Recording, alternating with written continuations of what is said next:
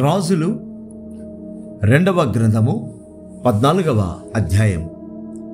ఇశ్రాయేలు రాజును యెహోయాహాజు కుమారుడునైన యెహోయాషు ఏలుబడిలో 2వ సంవత్సరమందు యూదారాజును యోవాషు కుమారుడైన అమజ్యా రాజాయను. అతడు ఏలనారంభించినప్పుడు 25 ఏండ్ల వాడై యెరూషలేమునందు 29 సంవత్సరములు ఏలెను. అతని తల్లి యెరూషలేము కాపురస్తులైన యెహోయద్దాను. ఇతడు తన పితరుడైన దావీదు చేసినట్టు చేయకపోయినను యెహోవా దృష్టికి నీతి గలవాడై తన తండ్రి అయిన యోవాషు చేసిన ప్రకారము చేసెను. అయితే అతడు ఉన్నత స్థలములను కొట్టివేయలేదు. జనులు ఇంకను ఉన్నత స్థలములలో బలుల నర్పించుచు ధూపము వేయుచూ నుండిరి. రాజ్యమందు తాను స్థాపింపబడిన తరువాత రాజగు తన తండ్రిని చంపిన తన సేవకులను అతడు హతము చేయించెను. అయితే కుమారుల దోషమును బట్టి తండ్రులకు మరణశిక్ష విధింపకూడదు. తండ్రుల దోషమును బట్టి కుమారులకు మరణశిక్ష విధింపకూడదు. ఎవని పాపము నిమిత్తమో వాడే మరణశిక్ష నొందును అని మోషే వ్రాసి ఇచ్చిన ధర్మశాస్త్రమందు యెహోవా ఇచ్చిన ఆజ్ఞను బట్టి ఆ నరహంతకుల పిల్లలను అతడు హతము చేయలేదు. మరియు ఉప్పు లోయలో అతడు యుద్ధము చేసి ఎదోమీయులలో 10,000 మందిని హతము చేసి సెలా అను పట్టణమును పట్టుకొని దానికి యొక్తయేలని పేరు పెట్టెను. నేటి వరకు దానికి అదే పేరు. అంతటా అమజ్యా ఇశ్రాయేలు రాజైన యెహూకు పుట్టిన యెహోయాహాజు కుమారుడైన యెహోయాషు నద్దకు దూతలను పంపి, మనము ఒకరినొకరము దర్శించినట్లు నన్ను కలియ రమ్మని వర్తమానము చేయగా, ఇశ్రాయేలు రాజైన యెహోయాషు యూదా రాజైన అమజ్యాకు ఇలాగు వర్తమానము పంపెను. లెబానోనులోనున్న ముండ్ల చెట్టొకటిని కుమార్తెను నా కుమారునిక్కమని లెబానోనులోనున్న దేవదారు వృక్షమునకు వర్తమానము పంపగా, లెబానోనులోనున్న దుష్టమృగము వచ్చి ఆ ముండ్ల చెట్టును త్రొక్కివేసెను. నీవు ఎదోమీయులను హతము చేసినందున నీ హృదయమందు నీవు అతిశయపడుచున్నావు. సరే, ఇప్పుడు నీ నగరునందు నీవుండి నీకున్న ఘనతను బట్టి నీవు అతిశయపడుము. నీవు మాత్రముగాక నీతో కూడా యూదావారును కూలినట్లుగా నీవెందుకు అపాయములో దిగుదువని చెప్పినను అమజ్యా విననొల్లనందున ఇశ్రాయేలు రాజైన యెహోయాషు బయలుదేరి యూదా సంబంధమైన బెత్షెమెషు పట్టణము దగ్గర తానును యూదా రాజైన అమజ్యాయు కలుసుకొనగా, యూదావారు ఇశ్రాయేలు వారి ఎదుట నిలువలేక అపజయం పొంది అందరూ తమ తమ గుడారములకు పారిపోయిరి. మరియు ఇశ్రాయేలు రాజైన యెహోయాషు అహజ్యాకు పుట్టిన యోవాషు కుమారుడైన అమజ్యా అను యూదారాజును బెత్షెమెషు దగ్గర పట్టుకొని యెరూషలేమునకు వచ్చి ఎఫ్రాయిము గుమ్మము మొదలుకొని మూల గుమ్మము వరకు యెరూషలేము ప్రాకారమును 400 మూరల పొడుగున పడగొట్టెను. మరియు యెహోవా మందిరమునందును రాజనగరునందును కనబడిన బంగారము, వెండి మొదలైన సమస్త వస్తువులను పట్టణస్థులలో కుదువ పెట్టబడిన వారిని తీసుకొని షోమ్రోనునకు వచ్చెను. యెహోయాషు చేసిన ఇతర కార్యములను గూర్చి, అతని పరాక్రమమును గూర్చి, యూదారాజైన అమజ్యాతో అతడు చేసిన యుద్ధమును గూర్చి ఇశ్రాయేలు రాజుల వృత్తాంతముల గ్రంథమందు వ్రాయబడి ఉన్నది. అంతటా యెహోయాషు తన పితరులతో కూడా నిద్రించి షోమ్రోనులో ఇశ్రాయేలు రాజుల సమాధి యందు పాతిపెట్టబడెను. అతని కుమారుడైన యెరోబాము అతనికి మారుగా రాజాయెను. యూదా రాజైన యోవాషు కుమారుడైన అమజ్యా ఇశ్రాయేలు రాజైన యెహోయాహాజు కుమారుడైన యెహోయాషు మరణమైన తరువాత 15 సంవత్సరములు బ్రతికెను. అమజ్యా చేసిన ఇతర కార్యములను గూర్చి యూదారాజుల వృత్తాంతముల గ్రంథమందు వ్రాయబడి ఉన్నది. అతని మీద యెరూషలేములో జనులు కుట్ర చేయగా అతడు లాకీషు పట్టణమునకు పారిపోయాను. గాని వారు లాకీషునకు అతని వెంట కొందరిని పంపిరి. వారు అక్కడ అతనిని చంపి గుర్రముల మీద అతని శవమును యెరూషలేమునకు తెప్పించి దావీదు పురమందు అతని పితరుల సమాధిలో పాతిపెట్టిరి. అప్పుడు యూదా జనులందరూ 16 సంవత్సరముల వాడైన అజర్యాను తీసుకొని అతని తండ్రి అయిన అమజ్యాకు బదులుగా పట్టాభిషేకము చేసిరి. ఇతడు రాజైన తన తండ్రి తన పితరులతో నిద్రించిన తరువాత ఏలతు అను పట్టణమును బాగుగా కట్టించి యూదా వారికి దానిని మరలా అప్పగించెను. యూదా రాజును యోవాషు కుమారుడైన అమజ్యా ఏలుబడిలో 15వ సంవత్సరమందు ఇశ్రాయేలు రాజైన యెహోయాషు కుమారుడగు యరొబాము షోమ్రోనులో ఏలన ఆరంభించి 41 సంవత్సరములు ఏలెను. ఇతడును ఇశ్రాయేలు వారు పాపము చేటుకు కారకుడగు నెబాతు కుమారుడైన యరొబాము చేసిన పాపములను విడువక అనుసరించి యెహోవా దృష్టికి చెడుతనము జరిగించెను. గత్హేపెరు ఊరివాడైన అబిత్తయికి పుట్టిన తన సేవకుడైన యోనా అను ప్రవక్త ద్వారా ఇశ్రాయేలుల దేవుడగు యెహోవా సెలవిచ్చిన మాట చొప్పున ఇతడు హమాతునకు పోవు మార్గము మొదలుకొని మైదానపు సముద్రం వరకు ఇశ్రాయేలు వారి సరిహద్దును మరలా స్వాధీనము చేసుకొనెను. ఎలయనగా అల్పులేమి ఘనులేమి ఇశ్రాయేలు వారికి సహాయులెవరనూ లేకపోయిరి. యెహోవా ఇశ్రాయేలు వారు పొందిన బాధ ఘోరమైనదనుకొనెను. ఇశ్రాయేలును పేరు ఆకాశము క్రింద నుండి తుడిచివేయనని యెహోవా సెలవిచ్చి ఉండెను గనుక యెహోయాషు కుమారుడైన యరొబాము ద్వారా వారిని రక్షించెను.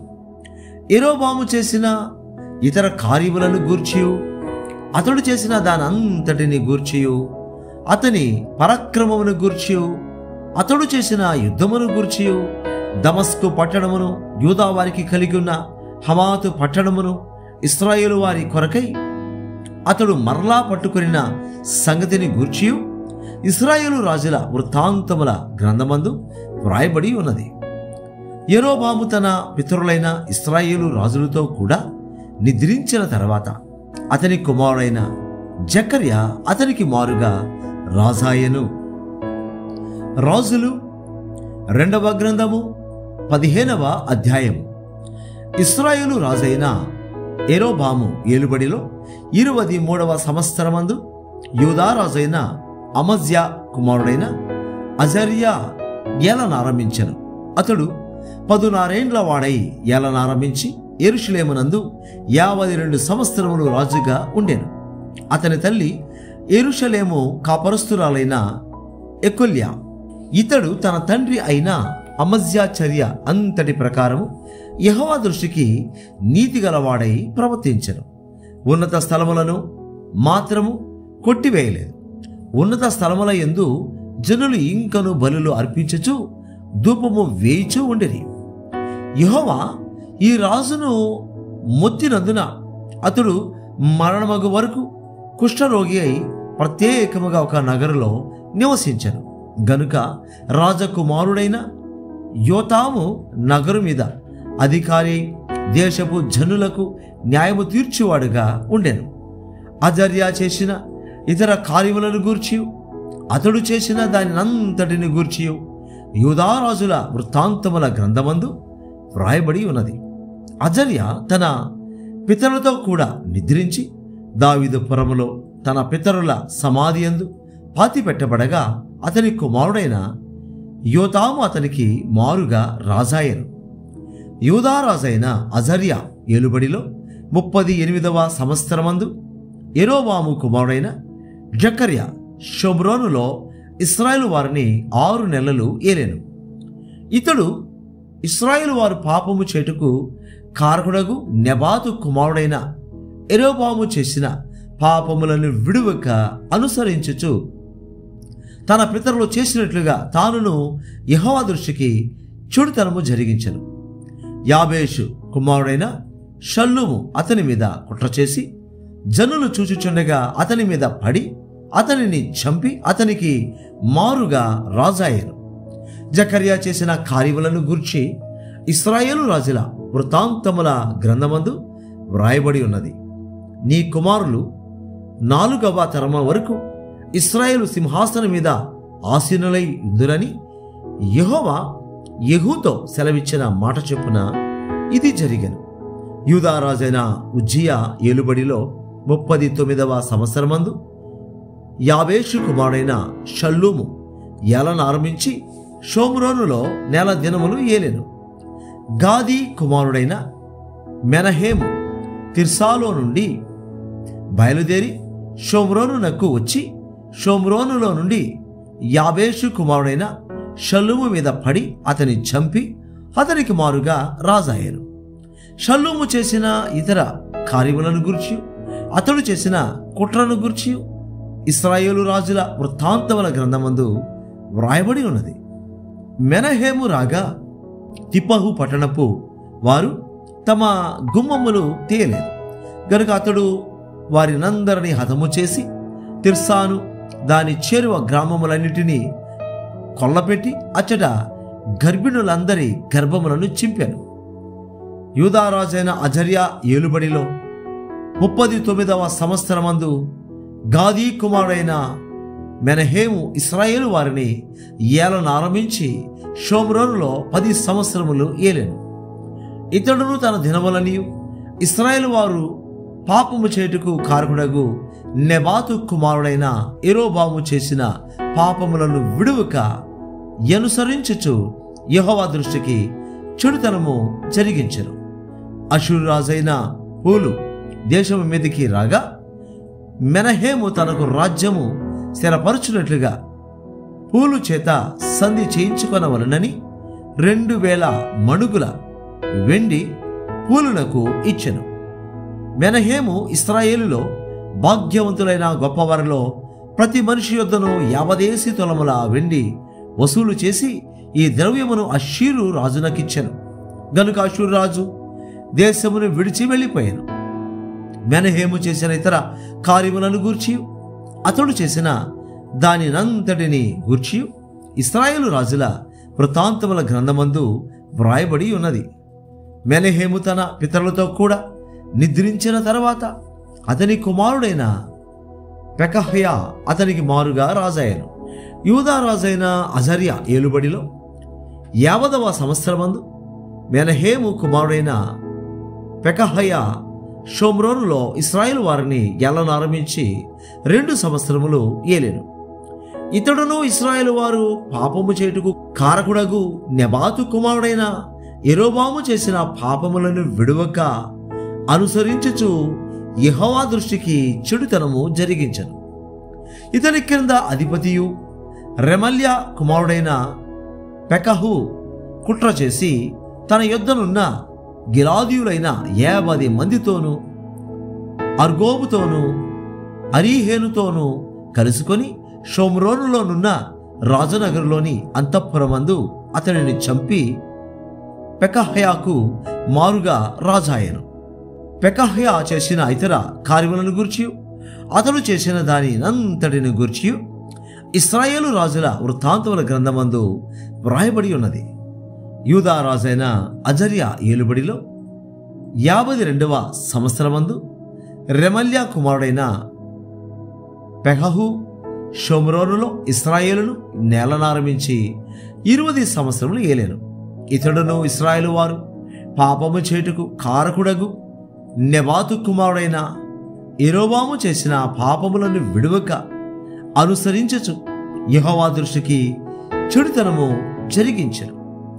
ఇశ్రాయేలు రాజైన పెకహు దినములలో అషూరు రాజైన తిగ్లత్పిలేసరు వచ్చి ఈయోను పట్టణమును, అబేల్ బేత్మైకా పట్టణమును, యానోయహు పట్టణమును, కేదెషు పట్టణమును, హాసోరు పట్టణమును, గిలాదు దేశమును, గలిలయ దేశమును, నఫ్తాలి దేశమంతయును పట్టుకొని అచ్చట నున్న వారిని అషూరు దేశమునకు చెరగా తీసుకొని పోయాను.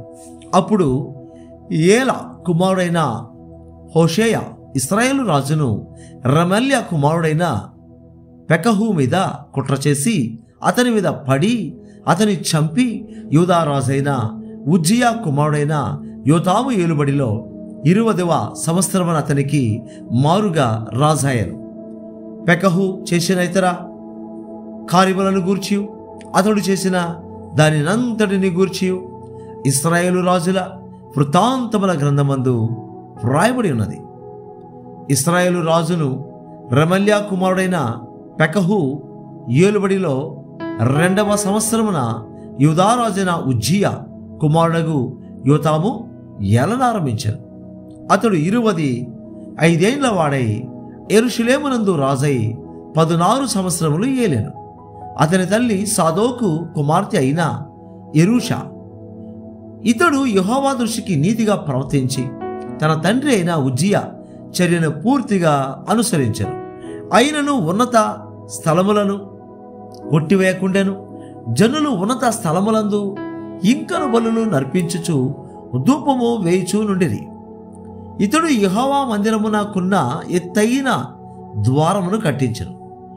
యోతాము చేసిన ఇతర కార్యములను గూర్చి అతడు చేసిన దాని నంతటిని గూర్చి యూదా రాజుల వృత్తాంతముల గ్రంథమందు వ్రాయబడి ఉన్నది. ఆ దినములో యెహోవా సిరియా రాజైన రెజీనును రెమల్య కుమారుడైన పెకహును యూదా దేశము మీదకి పంపనారంభించెను. యోతాము తన పితరులతో కూడా నిద్రించి తన పితరుడైన దావీదు పురమందు తన పితరుల సమాధిలో పాతి పెట్టబడెను. అతని కుమారుడైన ఆహాజు అతనికి మారుగా రాజాయను. రాజులు 2వ గ్రంథము 16వ అధ్యాయము. రెమల్యా కుమారుడైన పెకహు ఏలుబడిలో 17వ సంవత్సరమందు యూదారాజైన యోతాము కుమారుడగు ఆహాజు ఏలనారంభించెను. ఆహాజు ఏలనారంభించినప్పుడు 20 ఏండ్ల వాడై యెరూషలేమునందు 14 సంవత్సరములు ఏలెను. తన పితరులకు దావీదు తన దేవుడైన యెహోవా దృష్టికి నీతిగా ప్రవర్తించినట్లు అతడు ప్రవర్తింపగా ఇశ్రాయేలు రాజులు ప్రవర్తించినట్లు ప్రవర్తించెను. అతడు ఇశ్రాయేలుల ముందర నిలవకుండా యెహోవా వెళ్ళగొట్టిన జనులు చేసిన హేయమైన క్రియలు చేయొచ్చు తన కుమారుని అగ్ని గుండమును దాటించెను. మరియు అతడు ఉన్నత స్థలములలోను కొండ మీదను సమస్తమైన పచ్చని వృక్షముల క్రిందను బలులు అర్పించుచు ధూపము వేయిచూ వచ్చెను. సిరియా రాజైన రెజీనును ఇశ్రాయేలు రాజైన రెమల్యా కుమారుడగు పెకహును యెరూషలేము మీదికి యుద్ధమునకు వచ్చి అక్కడనున్న ఆహాజును పట్టణమును ముట్టడి వేసిరి గాని అతనిని జయింపలేకపోయిరి. ఆ కాలముందు సిరియా రాజైన రెజీను ఏలతును మరలా పట్టుకొని సిరియనుల వశము చేసి ఏలతులో నుండి యూదావారిని వెళ్ళగొట్టగా సిరియనులు ఏలతు పట్టణమునకు వచ్చి కాపురముండని నేటి వరకును వారచ్చటనే ఉన్నారు. ఇట్లుండగా ఆహాజు యెహోవా మందిర సంబంధమైనట్టియు రాజు నగరు సంబంధమైనట్టియు సమగ్రులలో కనబడిన వెండి బంగారములను తీసుకొని అషూరు రాజునకు కానుకగా పంపి, నేను నీ దాసుడను, నీ కుమారుడనై ఉన్నాను గనుక నీవు వచ్చి నా మీదికి లేచిన సిరియా రాజు చేతిలో నుండి ఇశ్రాయేలు రాజు చేతిలో నుండి నన్ను రక్షింపవలనని అషూరు రాజైన తిగ్లత్-పిలేసెరు నద్దకు దూతల నంపగా అషూరు రాజు అతని మాట అంగీకరించి దమస్కు పట్టణం మీదకి వచ్చి దాన్ని పట్టుకొని రెజీనును హతము చేసి ఆ జనులను కీరు పట్టణమునకు చెరదీసుకొని పోయారు. రాజైన ఆహాజు అషూరు రాజైన తిగ్లత్-పిలేసెరును కలుసుకొనుటకై దమస్కు పట్టణమునకు వచ్చి దమస్కు పట్టణమందు ఒక బలిపీఠమును చూచి దాని పోలికను మచ్చును దాని పని విధమంతయును యాజకుడైన ఊరియాకు పంపెను. కాబట్టి యాజకుడైన ఊరియా రాజైన ఆహాజు దమస్కు పట్టణం నుండి పంపిన మచ్చునకు సమమైన యొక్క బలిపీఠమును కట్టించి రాజైన ఆహాజు దమస్కు నుండి తిరిగి రాకమునిపే సిద్ధపరచెను.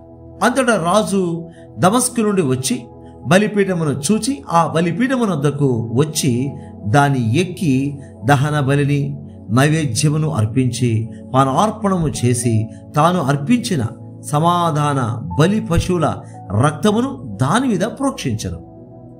మరియు యెహోవా సన్నిధినున్న ఇత్తడి బలిపీఠము మందిరము ముంగిటి స్థలము నుండి అనగా తాను కట్టించిన బలిపీఠమునకును యెహోవా మందిరమునకును మధ్య నుండి తీయించి తాను కట్టించిన దాని ఉత్తర పార్శ్వమందు దానిని ఉంచెను.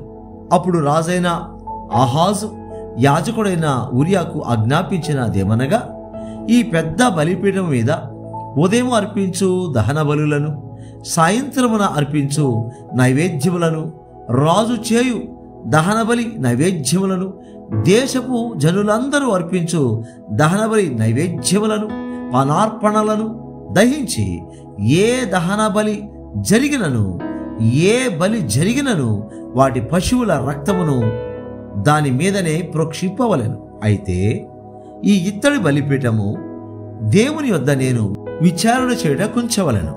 కాగా యాజకుడైన ఊరియా రాజైన ఆహాజు ఆజ్ఞ చొప్పున అంతయు చేసెను. మరియు రాజైన ఆహాజు స్తంభముల అంచులను తీసివేసి వాటి మీదనున్న తొట్టిని తొలగించెను.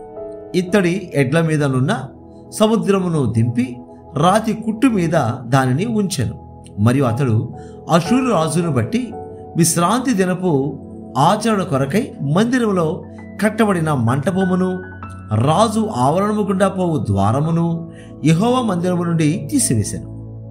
ఆహాజు చేసిన ఇతర కార్యములను గురించి యూదారాజుల వృత్తాంతముల గ్రంథమందు వ్రాయబడి ఉన్నది. ఆహాజు తన పితరులతో కూడా నిద్రించి దావీదు పురమందు తన పితరుల సమాధిలో పాతిపెట్టబడెను. అతని కుమారుడైన హిజ్కియా అతనికి మారుగా రాజాయను.